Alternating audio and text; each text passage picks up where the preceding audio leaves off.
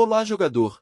Hoje vamos analisar a partida entre M. Carlsen com as peças brancas e V. Topalov com as peças pretas. C4. C5. Cavalo F3. Cavalo F6. G3. Cavalo C6.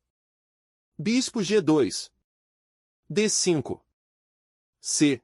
Captura em D5. Cavalo captura em D5. D4. C. Captura em D4. Cavalo captura em D4.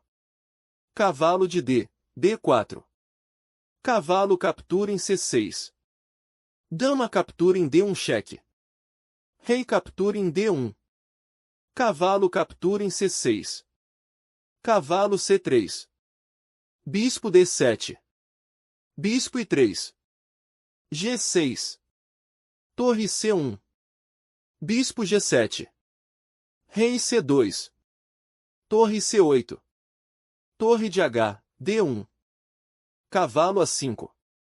Bispo D4. Bispo F5 cheque. I4. Bispo captura em D4. Torre captura em D4. Bispo I6. B3. F6. F4. Rei F7. Rei B2. Torre de H, D8. Torre de C, D1. Torre captura em D4. Torre captura em D4. Cavalo C6. Torre D2. H6. Bispo F3. Bispo H3. Cavalo B5. H5. Bispo I2. H4. Bispo C4 cheque. Bispo I6. Bispo D5. H, captura em G3.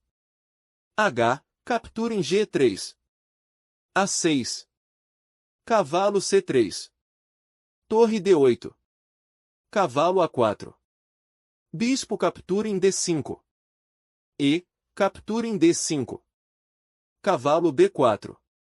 Cavalo C3. Cavalo C6. Rei A3. Cavalo A7. Rei B4. Cavalo C8. Cavalo I4. Cavalo D6. Cavalo C5. Torre C8. Cavalo I6. B6.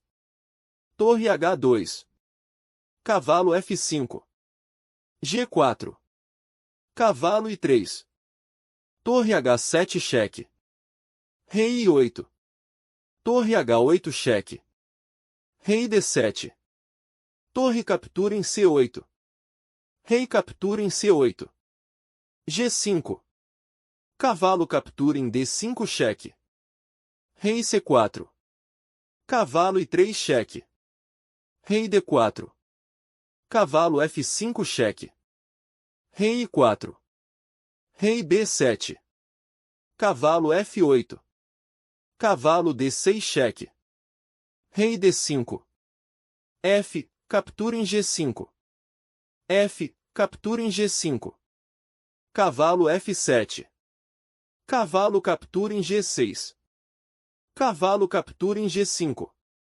A partida terminou empatada. Muito obrigado por assistir. Não esqueça de se inscrever e deixar suas sugestões.